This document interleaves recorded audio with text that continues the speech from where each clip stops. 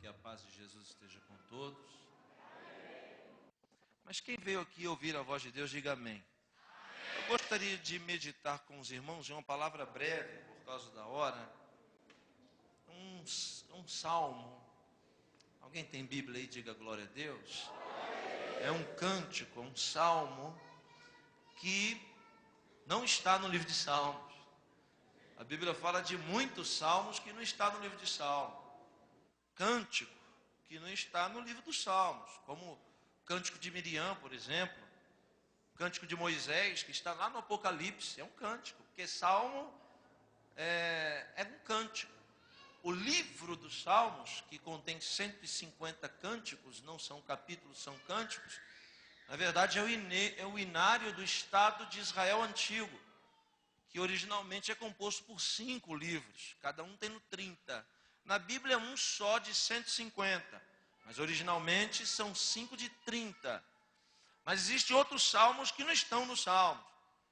O salmo que está no livro de Samuel, o salmo que está no Êxodo, o salmo que está no Apocalipse, o salmo que está inserido nas Crônicas, no livro dos profetas, como de Isaías, e até salmo na epístola do apóstolo Paulo à igreja de Roma, aos romanos.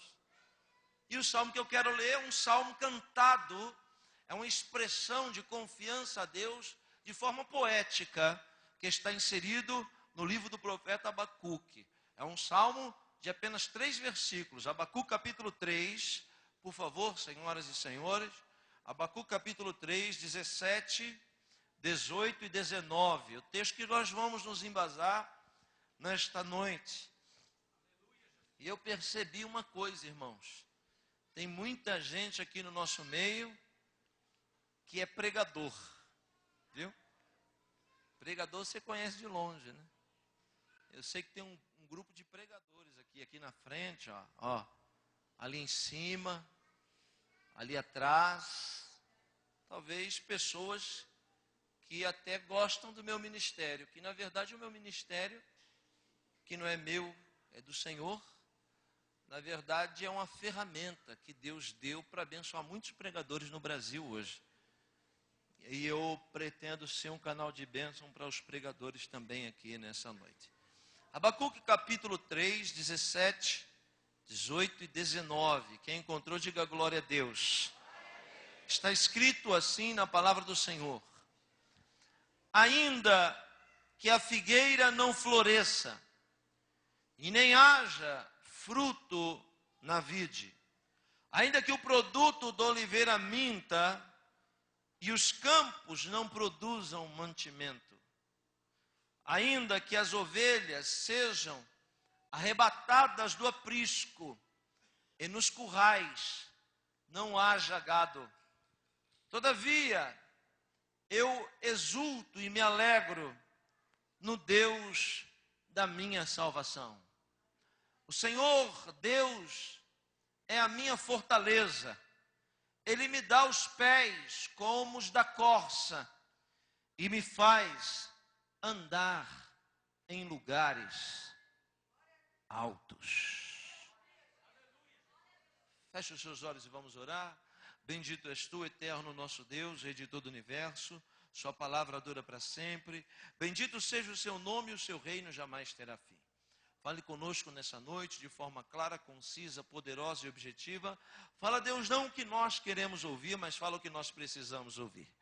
E aqueles que vieram aqui com um propósito, Senhor, que não saiam da mesma forma que entraram, mas que saiam melhores, edificados, transformados e exortados pela sua palavra. Nós abrimos o nosso coração, entendemos que não é uma matéria, que não é um ser orgânico que está falando, mas é que é o Espírito do Deus vivo falando através de um ser humano. Por isso fale comigo também, nesta noite eu te peço, em nome de Jesus, para a sua honra e glória. Amém. Amém. Por 2 motivos apenas, 2 motivos, um ser humano louva a Deus. A motivação de um ser humano para louvar a Deus é totalmente diferente da motivação dos animais, dos vegetais. É totalmente diferente da motivação dos minerais, dos vegetais, dos animais e dos seres espirituais. O ser humano é o único ser que tem motivações distintas para adorar a Deus. E através de uma expressão poética como a música. Os dois motivos que alguém tem para louvar a Deus é ou por uma grande vitória ou por uma grande derrota. E senhoras e senhores, louvar a Deus por uma grande vitória, não precisamos nem ser salvos para isso. Por quê? Porque quando o fogo desceu lá no Carmelo, no 18º capítulo do primeiro livro dos Reis, que o fogo desceu e que Deus se manifestou em Israel, os primeiros a se prostrar diante da soberania divina para adorar foram os profetas de Baal. Os primeiros a se prostrar e dizer só o Senhor é Deus foram os de Baal. Então, louvar a Deus depois que ele se manifesta, até quem não é de Deus faz. E esse tipo de louvor, quando tudo vai bem, é um louvor que não é um louvor que eu considero impressionante. Louvor impressionante é quando você louva a Deus sem motivos para louvá-lo. Quando tudo vai mal. E talvez os momentos de maior ápice da sua vida espiritual foi quando na sua fraqueza você encontrou forças para louvar a Deus. O que te manteve vivo foi quando, ainda sussurrando em meio às lágrimas, em alguma fase da sua vida, você encontrou força para dizer: todavia eu me alegrarei e exultarei no Deus da minha salvação. Abacuque é um desses, que escreve o clássico de 3 versículos, que eternizou o seu nome. A canção, escrita por Abacuque, é letra de muitos, nesses 2.500 anos que se passaram. Abacuque louva a Deus neste clássico no momento mais complicado da sua vida. O seu nome, Abacuque, quer dizer abraçador. E o pai de Abacuque sabe que existe um peso muito grande no nome dos filhos.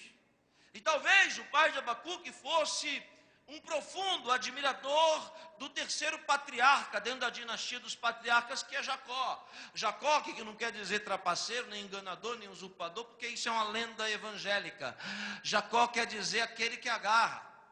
Então, o pai, para homenagear Jacó, deve ter colocado o nome do filho de abraçador, porque o nome abraçador é profético. Abacuque se abraçou a uma causa, e geralmente nós somos aquilo a que estamos abraçados. A causa com que nós abraçamos é aquilo que nós somos. Se a sua causa é o reino de Deus, então você é um cidadão do reino de Deus. Você é aquilo com que você se abraça. Aleluia. E Abacuque tem um tema central. Um versículo do livro de Abacuque foi eternizado. Inclusive, foi citado pelo apóstolo dos gentios, quando escreve a sua mais profunda carta, a mais profunda epístola do apóstolo Paulo, a mais difícil, a mais profunda, a mais complexa, a mais poética, a mais exultante carta que Paulo escreveu, é a carta de Paulo aos Romanos. E essa carta de Paulo aos Romanos, ela é toda baseada em um versículo de Abacuque. O versículo de Abacuque é a estrutura de sustentação da carta de Paulo aos Romanos. Qual que é o versículo de Abacuque que sustenta a epístola dos Romanos? É o versículo que diz: e o justo viverá pela fé. Paulo admira tanto esse versículo que escreve a carta de Romanos baseado na expressão de Abacuque, a expressão de fé. Abacuque, quando escreve esse salmo, quem quer que eu pare, diga amém. Hã? Quem quer que eu continue, diga glória a Deus. Vou ficar com a maioria, né? Quando Abacuque escreve esse salmo, ele está vivendo o pior momento da vida dele. Quando ele escreve esse salmo, olhando para mim, Abacuque está vendo a sua sociedade sendo destruída. Quando ele escreve esse salmo, meu irmão, ele está vendo a esperança de futuro para os seus filhos e para a sua família arruinada. Quando ele escreve esse salmo, ele vê a hipótese, a possibilidade da fé judaica ser extinta da face da terra. Porque um povo poderoso estava destruindo até os alicerces do povo de Deus. E quando uma batalha vem na nossa vida, aleluia, ela tem dois propósitos primordiais: o propósito de Deus e o propósito do teu inimigo. Olhe para cá, pessoal. Qual que é o propósito de Deus em permitir você ser provado? Sabe qual é? Fazer você se tornar um ser humano melhor. Todo mundo que está na prova é mais humilde. Todo mundo que está na prova chora mais, acredita mais. Todo mundo que está na prova é um ser humano melhor. Pode acreditar no que eu estou falando. Confia mais em Deus. Mas olha bem para cá, o diabo, o teu inimigo, também tem um propósito em te colocar na prova com a permissão de Deus. Sabe qual é o propósito do diabo? O propósito do diabo é fazer você blasfemar o nome do Senhor. Olhe para cá e preste atenção na frase que eu vou lhe dizer. Não está em livros de prateleiras, não. Três coisas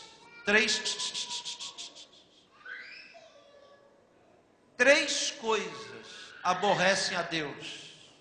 Olhe para mim, vou dizer de novo: três coisas aborrecem a Deus. Vou falar por ordem de aborrecimento: pecado, transgressão e abominação. Tem gente que diz assim: na Bíblia não tem pecadinho nem pecadão. Tem sim. Tem pecado na Bíblia que é para a morte. Está escrito assim: não cobiçarás nem o jumento, nem a casa, nem o carro. Não cobiçarás a esposa ou o esposo do teu próximo. Isso daqui é pecado. Agora, olhe bem para mim. Não adulterarás não é pecado, é transgressão. Pecado e transgressão tem jeito, abominação não tem jeito. Você sabe o que é abominação? Abominação é acreditar que o homossexualismo é de Deus. Abominação é acreditar que quem vive na prática do aborrecimento contra Deus eternamente será salvo. Abominação. Abominação é blasfêmia contra o Espírito Santo. E olhe bem para mim, qual que é o propósito do diabo de colocar um crente na prova? É fazer ele pecar? Não. Por quê? Porque o diabo sabe que se o crente pecar, tem jeito. A Bíblia diz que o sangue de Jesus nos purifica de todo pecado. Então, se o propósito do diabo não é fazer o crente pecar, o propósito do diabo é fazer o crente transgredir? Não, porque a transgressão também tem jeito. A Bíblia diz: e pelas suas pisaduras fomos sarados. O castigo que nos traz a paz estava sobre ele, e ele carregou sobre si as nossas transgressões. Então o diabo não quer fazer o crente pecar, porque tem jeito se o crente pecar. O diabo não quer fazer o crente transgredir, porque tem jeito se o crente transgredir. Então qual que é o propósito do diabo? É fazer o crente blasfemar. Porque se o crente blasfemar, não tem mais jeito.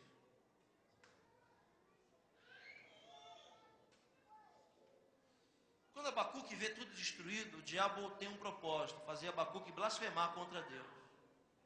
E olhe bem para mim, Abacuque sabe muito bem o que ele está colocando. E agora vem a aplicação do texto. Você tem uma Bíblia aberta? Olha aí. Ele diz assim: ainda que a figueira não floresça. Olhe para mim agora, preste atenção. Por que que Abacuque não disse ainda que a figueira não dê frutos? Afinal de contas, senhoras e senhores, para nós, os frutos são mais importantes do que as folhas. Só que Abacuque não diz, ainda que a figueira não dê frutos. Ele diz, ainda que a figueira não floresça. Na verdade, a figueira é uma planta que não dá flores. Ele está se referindo às folhas da figueira. As folhas da figueira que são bem abertas, bem largas. E a figueira brava do Oriente Médio é a única planta no mundo que as suas folhas têm poder de absorção de calor. Isso quer dizer que se você está no deserto, e esse deserto está marcando 50 graus centígrados, embaixo da figueira a temperatura é 30. Por quê? Porque as folhas da figueira, aleluia, estou sentindo a presença de Deus, ela filtra o calor. As folhas da figueira vivem do calor do sol. Então, em vez dela dispersar o calor, ela absorve para ter vida.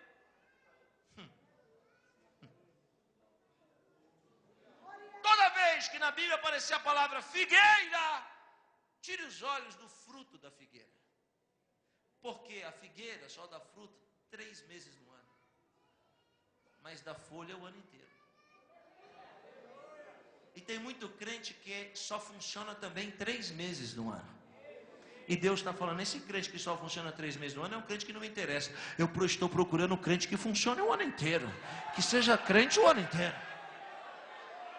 Por isso que as folhas são mais importantes do que os frutos. Toda vez que você vê na Bíblia a palavra figueira, você faz um risco embaixo. Porque Deus está usando a palavra codificada. O que Deus está falando, quando fala de figueira, é a palavra descanso. Se você substituir a palavra figueira por descanso, olha a música de Abacuque mudando. Ainda que eu não encontre descanso. Primeira coisa que o diabo faz no meio de uma guerra para fazer um crente blasfemar contra Deus é tirar dele o descanso. A pior coisa que pode existir é você trabalhar o dia inteiro, chegar em casa morto, e aí alguém dizer para você assim, não vai descansar não, vamos encher a laje.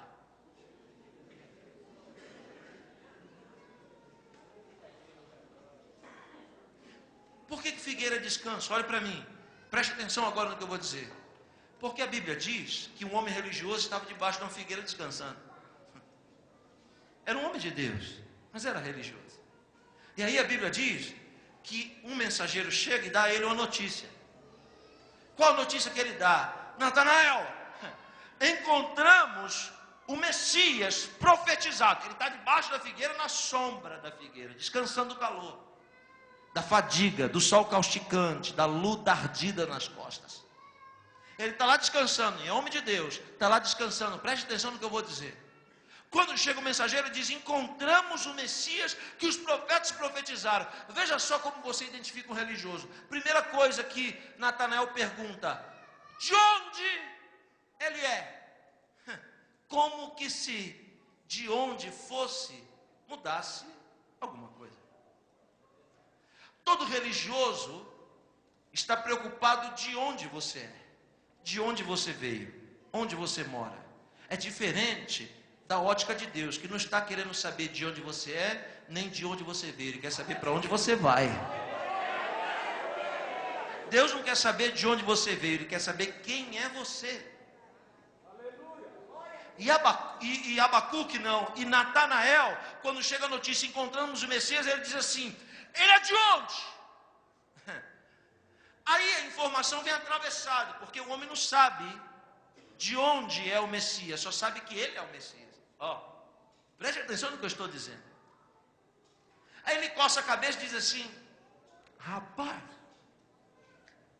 eu acho que é lá de Guarulhos, não sei, acho que é de São Paulo, ali do subúrbio, lá do Rio de Janeiro, de Campo Grande, eu não tenho certeza de onde ele é. Já sei, eu acho que ele é de Nazaré. Viu como a informação é atravessada? Porque Jesus não era de Nazaré, Jesus era de Belém. Vivia em Nazaré, mas era de Belém. Alguém me entende? Diga glória a Deus. Quando ele diz é de Nazaré, aí o religioso já julga e diz assim, e pode vir alguma coisa boa de Guarulhos? dizendo é a ciência da palavra. Essa é a revelação infalível. Estou lhe dizendo que muita gente, quando ouviu falar de você, te julgou só por causa do lugar onde você vive.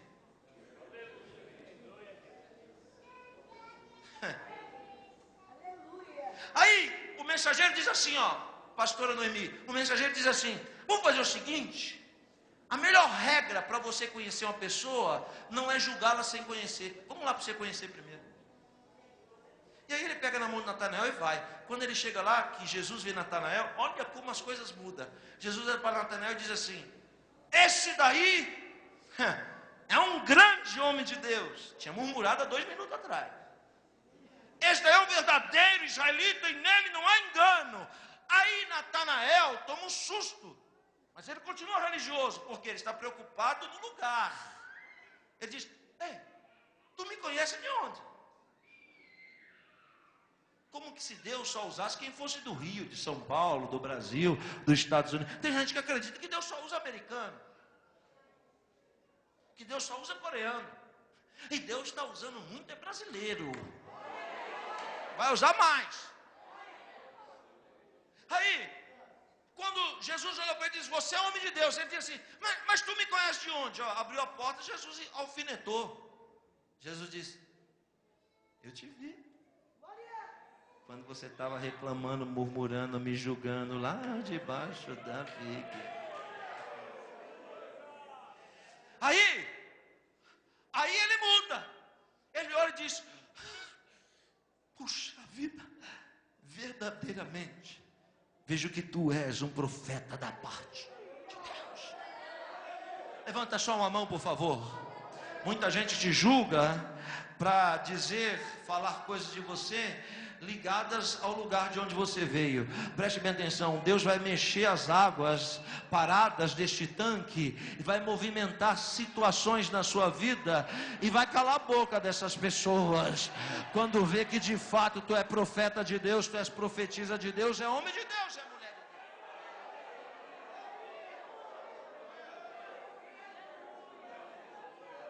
O diabo disse assim, eu vou fazer Abacuque blasfemar. Como eu vou fazer um crente blasfemar? Já sei, vou tirar descanso quando ele procurar. Quer dizer que Abacuque está na prova dos assírios. E o momento do sol causticante das provas, ele diz, eu vou tomar uma sombra na figueira. Quando ele chega lá, a primeira coisa que o inimigo fez foi cortar todos os galhos da figueira e não tinha sombra.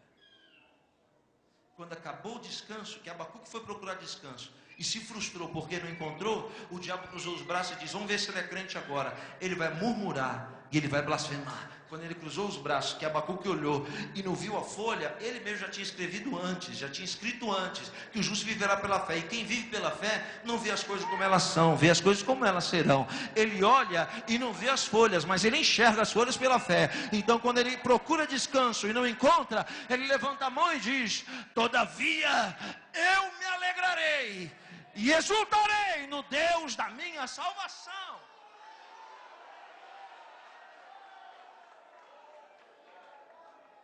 Eu vim aqui, queridos irmãos, amados de Deus, lhe dizer simplesmente que cortaram todos os galhos da sua figueira.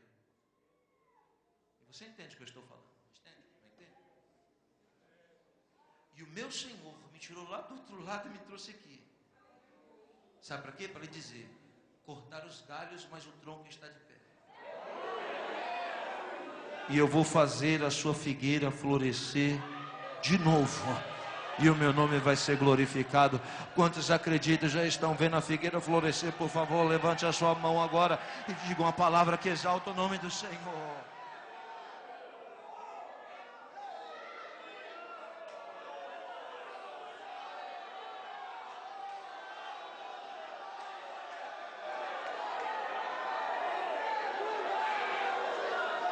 Quando Abacuque deu glória a Deus, o diabo disse, não é possível. Ele deu glória a Deus sem a sombra da figueira. Então eu já sei onde eu vou tocar. A segunda coisa que o diabo tocou, Abacuque coloca no mesmo versículo, na sequência da figueira. Ele coloca assim, ainda que a figueira não floresça e o produto haja ou não haja fruto na vide. Vide, não é oliveira, não é vide, videira. Toda vez que aparecer na Bíblia a palavra vide, videira, suco de uva, vinho, Deus está querendo falar alguma coisa com essas palavras, que são sinônimos. E alguém vai dizer, vinho na Bíblia é alegria. Eu vou lhe dizer, não. Vinho na Bíblia é transformação. Porque no casamento tinha que ter vinho. E nem todo casamento, aliás, todos os casamentos, nenhum deles é alegria para sempre. Então, para que se levava para o casamento vinho? Porque no casamento pode faltar alegria, mas não pode faltar transformação. A própria proposta do relacionamento é a transformação. Imagina, você vive sozinho a vida inteira e agora vai viver com alguém. Isso é uma grande transformação na sua rotina. Isso é uma grande transformação no seu dia a dia. E essa transformação não pode acabar. Porque se essa transformação acabar, o casamento vira água. Se ele vira água, não há nele mais alegria. É insípido, não tem cheiro, não tem prazer e não tem alegria. Se acabar a transformação, acaba tudo.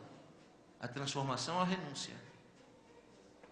Mas se Jesus estiver no casamento, você tem que pegar o casamento que virou água e entregar na mão dele. Que aí ele transforma a água novamente em vinho. E aí entra novamente transformação na sua vida. A pior coisa que pode acontecer na vida de alguém é ele acreditar que a fé dele tem poder para transformar, quando ela não transforma. Nós temos, não é uma e nem são duas, são milhares de pessoas dentro das igrejas há 10, 20, 30 anos que são fiéis, que oram, que jejuam, que buscam, que acreditam, que são dizimistas, mas que não está enxergando nenhuma transformação na sua casa, nos seus relacionamentos, no seu ministério. Existem pessoas entre nós que acreditam que Deus pode transformar, mas não vive a transformação. Ele vê a transformação na vida dos outros, mas na dele não tem transformação nenhuma. Quando o diabo perdeu a primeira para Abacuque, não tendo descanso, ele disse assim: eu já sei onde eu vou bater em Abacuque e ele vai blasfemar. Ele não vai pecar e nem vai transgredir, ele vai blasfemar. O propósito é fazer ele blasfemar. Você viu com Jó? Fez tudo para fazer Jó blasfemar. Usou até a mulher no final e disse: amaldiçoa o teu Deus e morre. O propósito do teu inimigo é fazer você blasfemar contra Deus. Porque se blasfemar, irmão, pode chorar que não tem mais jeito de voltar atrás. O que eu estou pregando está na Bíblia. Então o diabo disse: se eu tirei o descanso e ele continuou crente, eu já sei onde eu vou tocar agora. Eu vou tocar em áreas da vida dele que ele não vai encontrar transformação quando ele procurar transformação. Então tem pessoas aqui que estão sendo atingidas pela minha voz, que estão há 5, 10, 15, 20 anos na igreja, que todo dia, quando alguém sobe nessa tribuna, ele diz: Deus vai transformar, Deus vai mudar, Deus vai fazer algo novo, Deus, e nada acontece na sua vida. O teu inimigo está te bombardeando justamente aí, em cima disso aí. Ele está querendo dizer para você o seguinte: olha para a tua casa, toda destruída, toda arrebentada, os seus filhos estão perdidos, seu marido não quer nada com Deus. Que Deus é esse que você acredita que não transforma nada na sua vida? Então Deus me tirou de longe, para de forma exegética dizer para você o que eu estou lhe dizendo. Você que pensa que Deus não está trabalhando. Ele está dizendo: eu estou trabalhando sim. É você que não está vendo. Deus é como um escultor que não mostra a obra de arte, a obra-prima, sem antes ela estar pronta. Então Deus sempre trabalha por detrás da cortina. Só quando a obra estiver pronta, Ele abre as cortinas e mostra a grande transformação que Ele já fez na sua vida. Deus está trabalhando, Deus está trabalhando, Deus está trabalhando. É você que não está vendo. Abacuque pensou: não tenho descanso, Mas eu creio que Deus transforma. Eu vou chegar em casa e vou ver meus filhos transformados. Vou ver tudo transformado. Vou ver todas as áreas da minha vida transformadas. Quando ele chega, ele não encontra nada como ele pensava que ia encontrar. Aí o diabo disse: agora vai blasfemar. Em vez de blasfemar, Abacuque levantou o braço e disse: eu não estou vendo nada transformado, mas o justo viverá pela fé. Então, todavia, eu me alegrarei e exultarei no Deus da minha salvação. O diabo diz: perdi a segunda, tem que dar um jeito de derrotar esse crente. Ele vai para a terceira, e a terceira é forte. Ele diz assim: e o produto da oliveira minta. Toda vez que aparecer a palavra oliveira, azeite, toda vez que aparecer a palavra azeitona, a Bíblia está falando sempre da mesma coisa. Está falando da presença do Espírito Santo. Há um grande problema no nosso entendimento.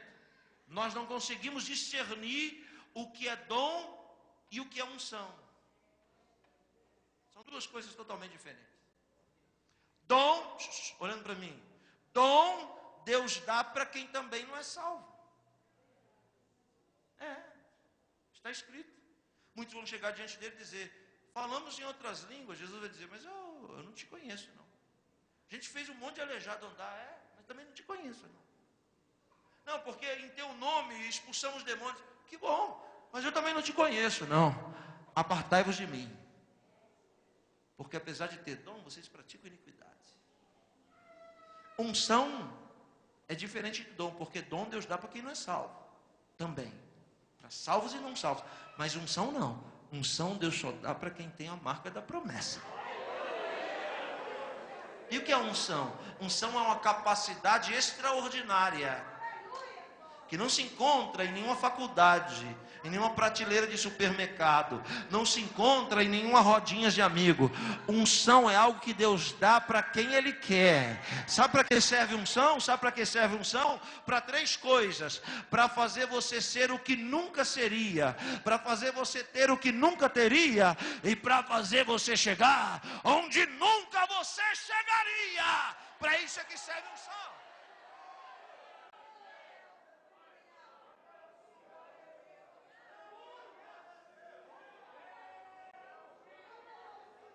Veja o que Abacuque está dizendo: não encontrei descanso, glória a Deus. Não encontrei transformação, glória a Deus. Já sei o que eu vou procurar. Eu vou para o culto. Eu preciso sentir a presença do Espírito Santo.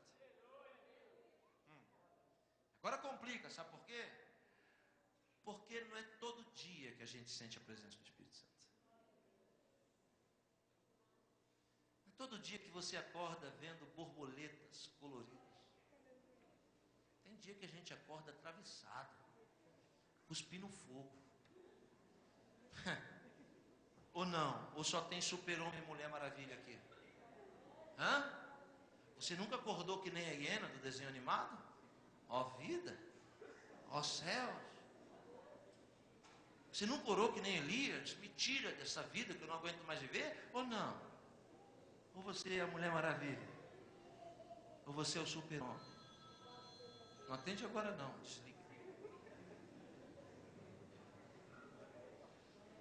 Me dizer que todo dia você fala em línguas, todo culto você chora, todo dia você louva. Irmão, isso não é verdade. Nós somos seres humanos, e seres humanos têm um segredo: seres humanos eternamente, enquanto forem humanos, durante todo o tempo de ser humano, ele está em um processo de evolução. Esse é o segredo da vida. O segredo da vida é o processo. Tudo na vida é processo. Vê, você não nasceu do tamanho que você está, nem com esse cabelo bonito. Você não nasceu falando e com esse monte de dente na boca, sem contar os que já caíram. Por quê? Porque a vida é feita de fases, e cada fase deve ser respeitada.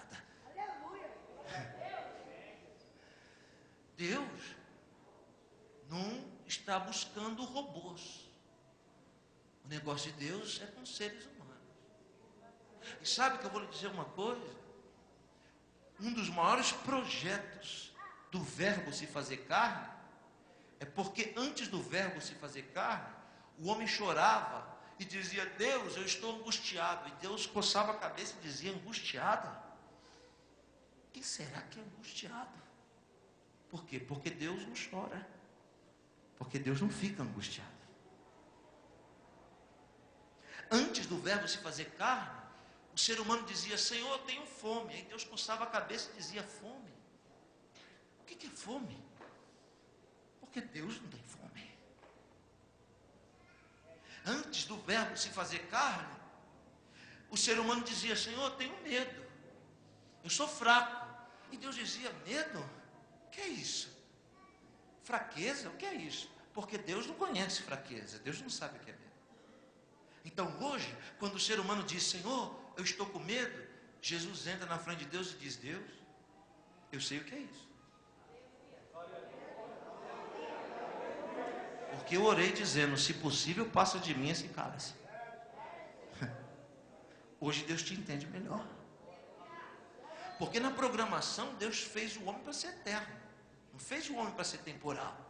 Houve um problema de trajetória e agora o homem passou a ter coisas que não era para ter. Fome, sede, sono, cansaço, medo, angústia. Então o verbo, que é a divindade máxima, se faz homem para entender o homem melhor.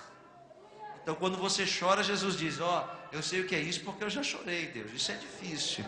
Está com medo? Eu sei o que é medo porque eu já tive medo. Está com fome? Eu já sei porque eu tive fome. Então hoje Deus te entende melhor. Então, irmãos, olhe para cá. Nunca tente ser, nem para os homens e nem para Deus, Mulher Maravilha e Super-Homem. O negócio de Deus é com os seres humanos, que são fracos, debilitados e dependentes. Abacuque vai para o culto pensando que vai sentir a presença de Deus. Aí quando ele chega, o diabo diz: olha lá o problema do pastor. Olha lá o sapato da irmã. E o cabelo daquele outro. Aí o diabo fica mostrando para Abacuque um monte de defeito. Porque, irmãos, se você quer perfeição, eu vou logo lhe dizer: não é aqui neste mundo que você vai encontrar, não.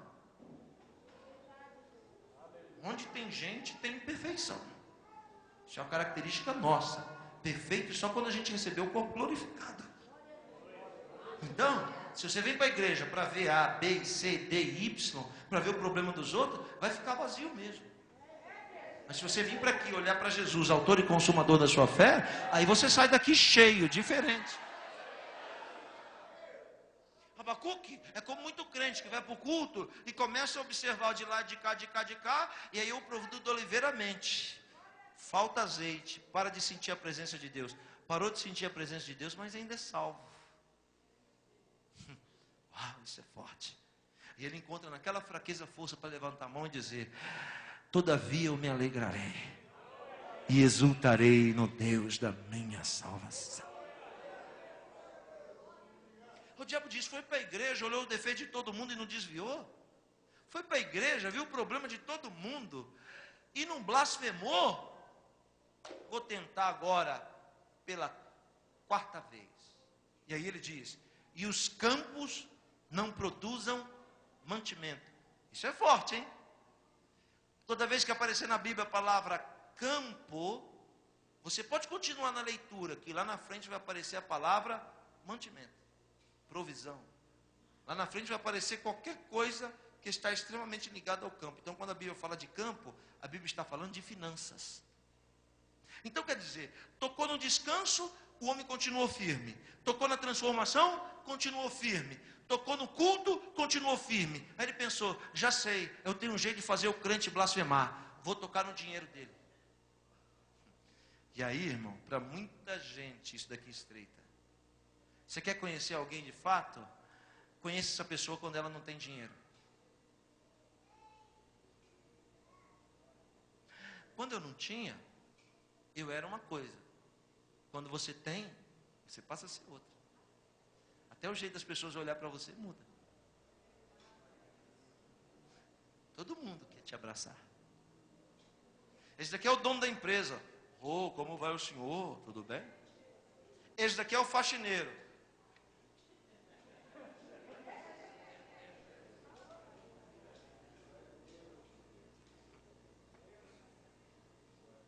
O diabo disse: eu vou tocar nas finanças.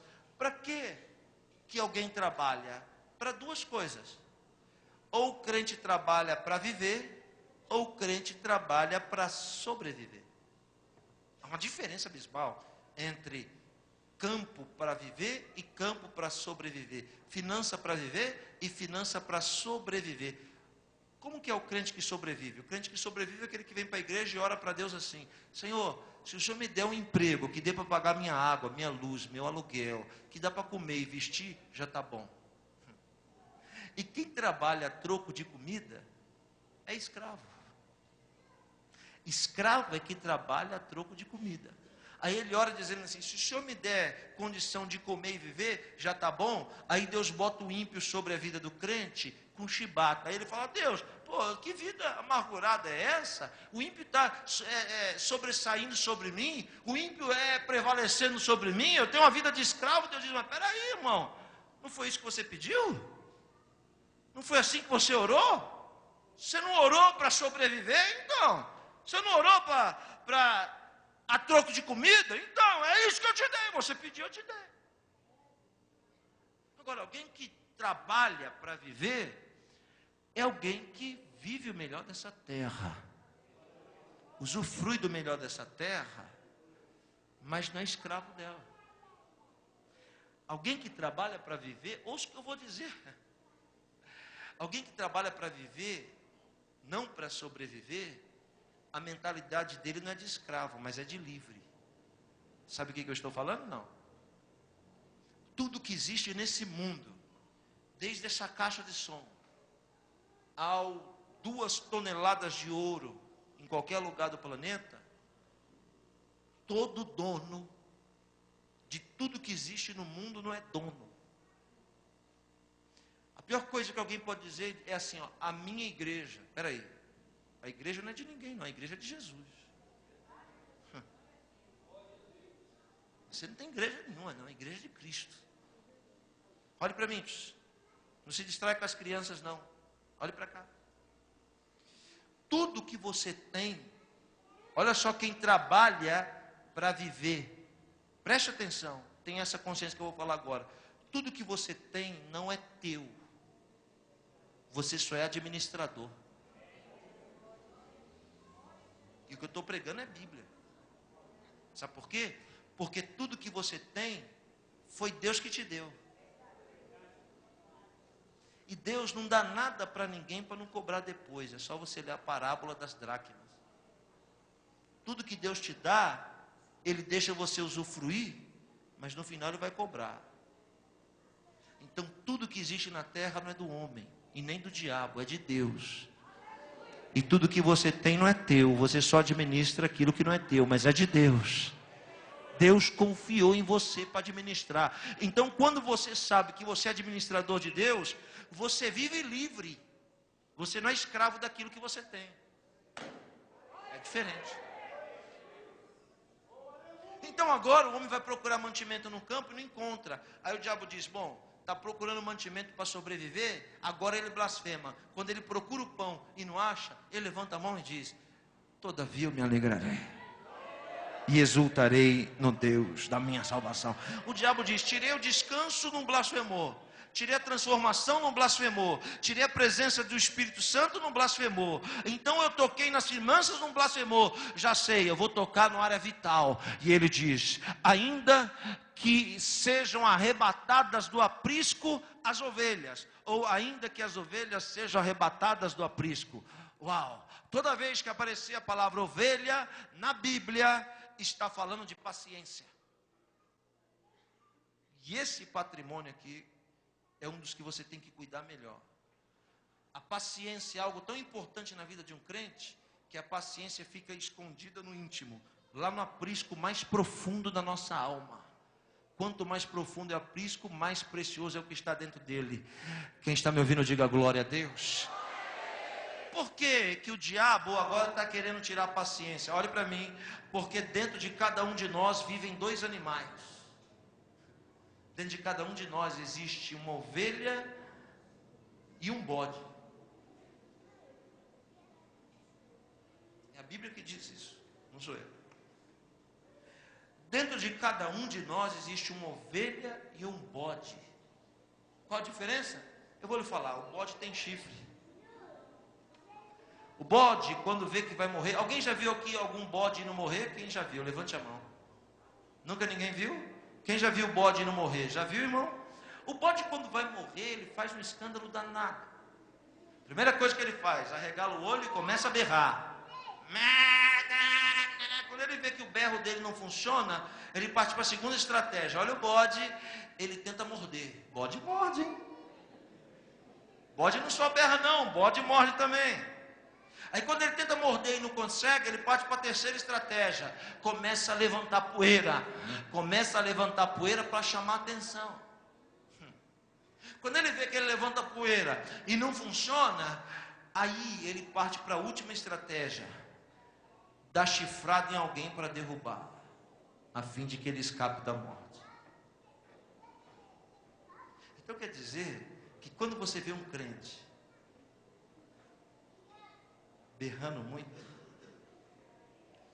quando você vê alguém berrando, falando demais, reclamando muito, murmurando demais, e bode tem uma língua desse tamanho, ainda bem que não tem bode aqui, graças a Deus, mas todo bode fala muito, murmura muito, reclama demais, fofoca demais, berra muito, e não só berra, ele berra querendo morder. E quando ele quer morder e não consegue, sabe o que ele faz? Olha para mim, o bode começa a levantar poeira para ver se chama atenção para ele, porque faz tempo que ele caiu no esquecimento do povo de Deus, ele fica querendo chamar atenção para ele, levantando poeira. E quando ele levanta poeira e ninguém olha para ele, ele procura um irmão que está cansado, um irmão que está quase caído, aí o bode olha e diz, está quase caído? Vou acabar de derrubar. O bode dá chifrada. Ovelha não. Ovelha não tem chifre, ovelha não morde ninguém. Ovelha não levanta poeira quando vai morrer e nem berra. Ovelha só faz duas coisas: cala a boca e chora. E dentro de você, ou vive um e morre o outro, ou vice-versa, mas os dois vivos não tem como ficar. Se o bode prevalecer, a Bíblia diz que Jesus vai pegar os bodes que prevaleceram e vai jogar para a esquerda. As ovelhas que prevalecer, ele joga para a direita. Para a esquerda ele manda para o fogo. O bode nunca vai escapar do fogo. Agora as ovelhas, elas vão entrar no reino de Deus e serão benditas do meu Pai. Aleluia. E sabe, o diabo colocou uma prova tão grande na vida de Abacuque, tão grande, que ele disse assim: eu vou tocar na paciência desse homem, porque eu sei que se eu tirar a paciência dele, a ovelha morre, e o bode fica vivo, e se o bode ficar vivo, ele blasfema. Então não existe uma terceira opção, é só uma. Hoje Deus está lhe dizendo: mata esse bode, e deixa a minha ovelha viva. Pode levantar a mão no que eu vou dizer? Recebe o que eu vou falar agora. O teu inimigo, daqui a 4 dias, vai fazer uma afronta grande contra você. Vou dizer de novo. Daqui a 4 dias, o Espírito Santo está soprando no meu ouvido. O teu inimigo vai fazer uma grande afronta contra você. Essa pessoa já vai vir armada para ver o seu bode berrar. Eu vou falar isso para ela, isso para ele, e ele não vai aguentar, ele vai querer, ele vai escandalizar. É isso que as pessoas estão contando que vai acontecer. Mas daqui a 4 dias, sabe o que vai acontecer? Deus vai te dar a paciência da ovelha, e vai colocar na sua boca palavras de paz e de sabedoria, e vai desarmar o seu adversário. Onde estão os irmãos que podem levantar a mão e dizer: todavia eu me alegrarei e exultarei no Deus da minha salvação. O Senhor está lhe dizendo: ser paciente. Tenha um pouco mais de paciência, porque eu estou trabalhando. Nenhuma prova dura para sempre. Um dia ela acaba. É mentira do teu inimigo que tu vai viver assim a vida toda. Ele está querendo mexer na tua paciência. Mas hoje, diz o Senhor, eu estou te dando mais paciência. Quantos recebem mais paciência da parte de Deus aqui? Diga glória a Deus. Aí, o diabo diz: toquei em tudo isso, e o crente ainda deu glória a Deus. Já sei, vou tocar a última coisa. E ele diz que nos currais não haja gado. Toda vez que aparecer a palavra gado na Bíblia, está falando de patrimônio. E patrimônio é diferente de bem. Eu vou lhe dar um exemplo. Carro é bem, casa é patrimônio. Qual a diferença entre bem e patrimônio? É que o bem você pode negociar, mas o patrimônio é negociável. O carro você pode vender para pegar outro melhor, mas a casa é o seu patrimônio. Por que é o seu patrimônio? Porque o seu patrimônio vai servir para a sua descendência. Vai abençoar a tua descendência. E olha uma máxima do povo judeu. Judeu vende tudo, mas não vende a casa onde mora. Porque a casa onde mora é a garantia de estabilidade na terra. Alguém está me ouvindo? Diga glória a Deus. Olhe para cá. Você pode não ter bem, mas pode ter patrimônio. Você pode não ter uma mansão em Alphaville. Você pode morar no barraco aqui do subúrbio. Mas mesmo sem ter uma mansão que é um bem, um carro que é um bem, você tem um patrimônio que é a sua dignidade. Você anda de cabeça erguida na rua e todo mundo diz assim, aquela ali é a mulher de Deus, não enrola ninguém, paga todo mundo, é correta, é uma mulher que não se mete em fofoca, em conversa, em contenda. Isso é patrimônio. Sabe o que é patrimônio? Patrimônio é ministério. Diga para quem está perto de você, ministério. Mais forte, ministério. É inegociável.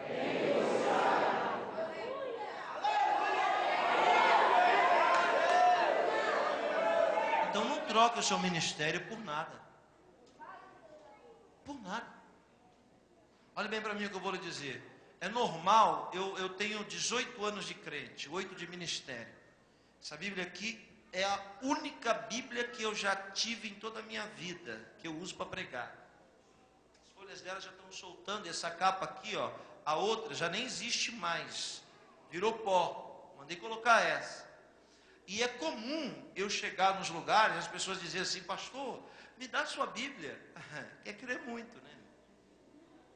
Mas um dia um homem chegou em mim, um pastor da igreja, uma pessoa fina, educadíssima, e disse assim para mim, pastor, me dá sua Bíblia.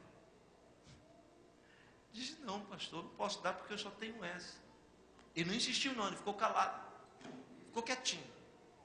Passou 5 minutos, Silvio, ele me chamou do canto assim, e disse assim, pastor, sabe o que é? É que eu quero tanto a sua Bíblia, vende ela para mim. Eu nunca tinha ouvido uma proposta dessa. Vender minha Bíblia, pastor?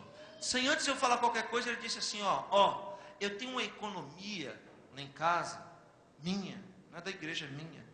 Eu quero a sua Bíblia. Eu lhe dou 50 mil reais na Bíblia.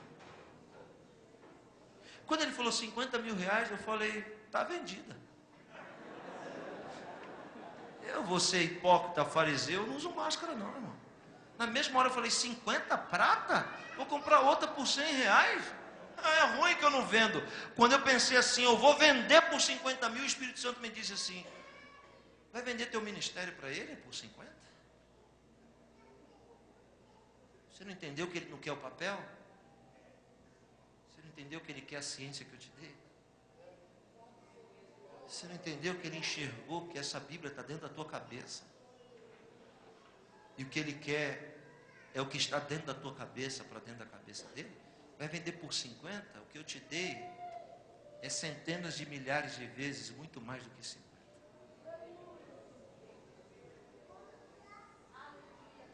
O que Deus te deu, por mais simples que seja, é inegociável. Zela como se fosse o seu maior patrimônio. Alguém pode dar um glória a Deus?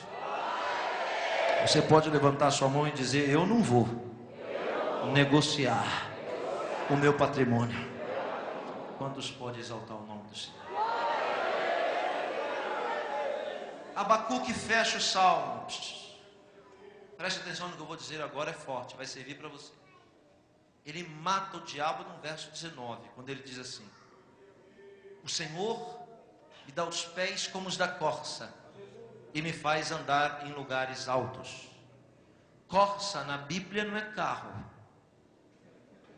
Corça é um cervo do mato, uma espécie de veado do mato. A corça é um animal poderoso, mesmo com aparência de fragilidade, porque a corça tem duas armas raras que poucos animais na terra têm. Primeiro, ele diz: Deus me dá os pés como os da corça. Corça não tem pé, corça tem pata. Só que ele não poderia escrever assim: Deus me dá pata. Por quê? Porque Abacuque não tem pata, Abacuque tem pé.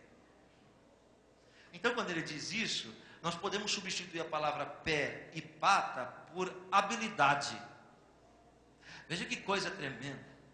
É tão bonito você ver alguém com habilidade de fazer alguma coisa que os outros não têm.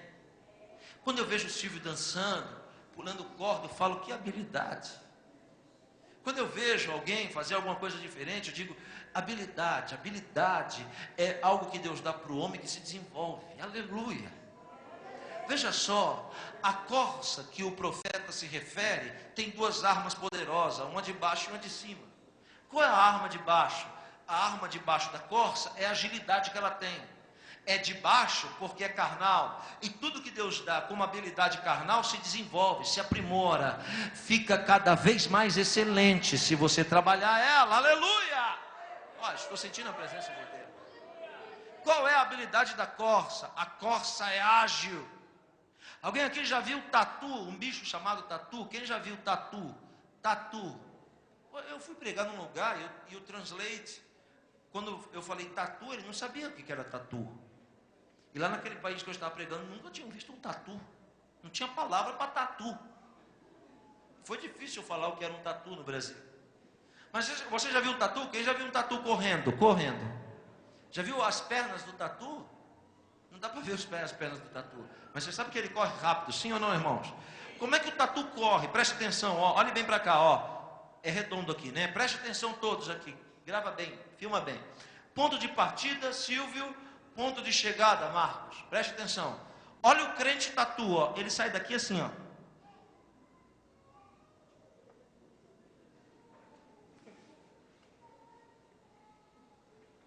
Tá dando até cãibra nos meus dedos. Você tá vendo? Ó. Olha aqui. Olha o esforço do tatu para chegar aqui. Ele se mata correndo, patinando e não saindo do lugar. A corça não.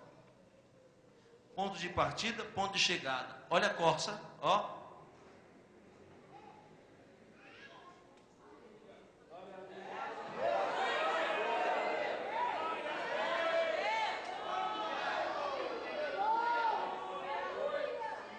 Crente corça, olhe para cá. O crente tatu é assim. Deus fala com ele, ele fica assim.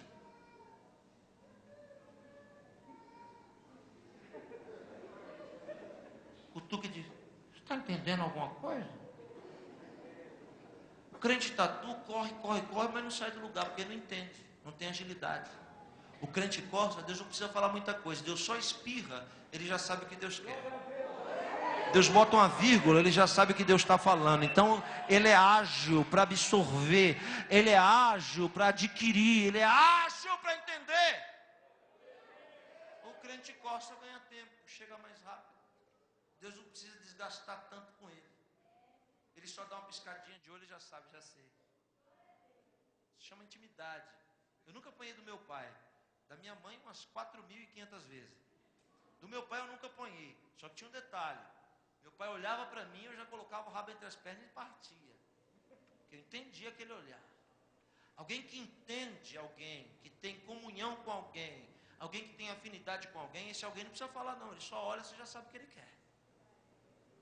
Deus não está procurando o crente para ele ficar falando de novo, pô, toda hora, vou te dar mais uma chance. Deus não está procurando, Deus está procurando alguém que ele só olha e ele já sabe o que tem que ser feito. E isso é pé de corça, isso é agilidade de corça.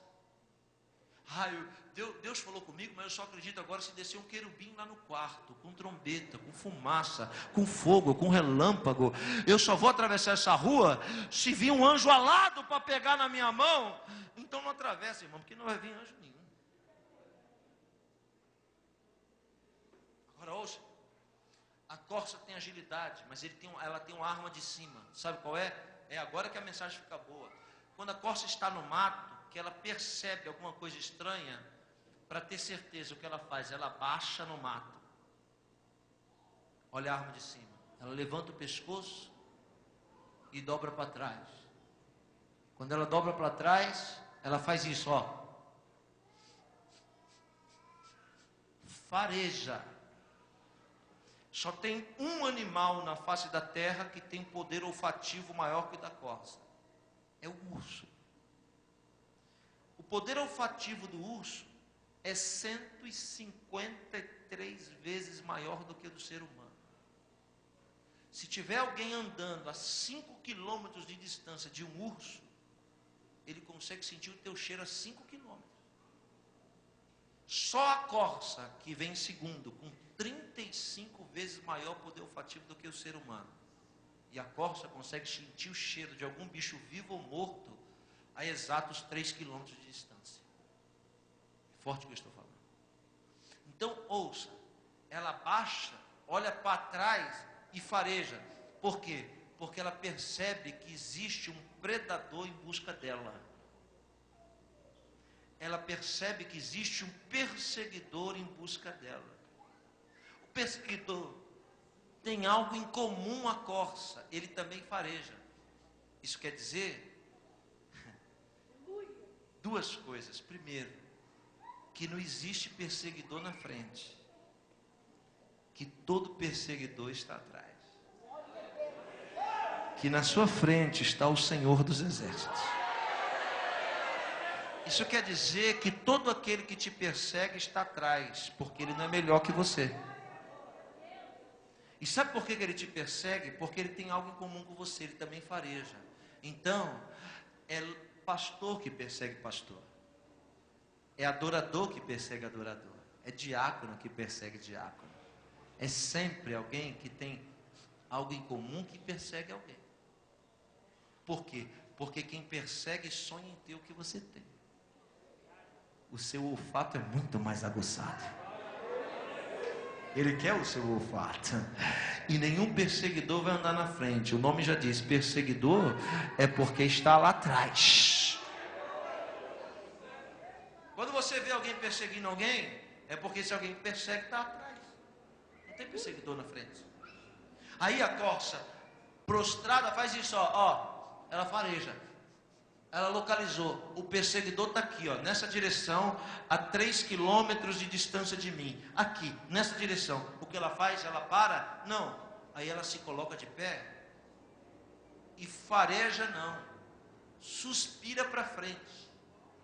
Ó, farejar é isso aqui, ó. Agora suspirar é isso aqui, ó. Ela puxa para o pulmão. Por que ela suspira para frente? Salmo 42. Assim como a corça suspira pelas águas, a minha alma tem sede de ti, ó Deus. Então ela diz que a corça suspira, não fareja. Por quê? Pela água. Então quando a corça levanta o pescoço, ela levanta o pescoço, fica na ponta das patas, levanta as orelhas e faz isso, ó. Ela faz isso só 15 vezes. E ela consegue captar onde está toda a umidade do ar. Lugar onde tem mais umidade, que ela sabe que ali tem um riacho. Por isso que ela suspira pela água. O pulmão dela identifica onde está o rio. Aí quando ela sabe, o rio está aqui, na minha frente, e atrás de mim está o meu perseguidor, o que ela faz? Ela levanta, empina e vai. Na habilidade. Quando ela encontra o rio de águas cristalinas, assim como a corça suspira pelas águas. Quando ela encontra o rio de água cristalina, o que ela faz? Ela mergulha no rio. Totalmente. O crente corça não é daquele que mergulha no rio com o pescoço para fora, só as patinhas dentro. é daquelas pessoas que se envolvem com Deus só de forma superficial. E nada superficial com Deus funciona. Com Deus só funciona se o relacionamento for profundo. Se for mergulhar, tem que mergulhar todo. Então a corça vai lá no fundo, ó, e sai nadando debaixo d'água. Quando ela sai do outro lado, ela aniquilou o ponto frágil dela, porque o perseguidor estava localizando ela por causa do cheiro, do odor que o corpo exalava. Só que quando agora a corça mergulha na água, o rio abateu o seu ponto fraco, abateu o seu odor, e o seu inimigo agora está perdido sem saber para onde vai e nem saber onde a corça está. Alguém está me entendendo? Alguém está me entendendo ou não? Se tem alguém me entendendo, diga glória a Deus. O seu inimigo só te fareja pelo teu ponto fraco. E se você não mergulhar nesse rio profundamente, pode ser que ele te alcance.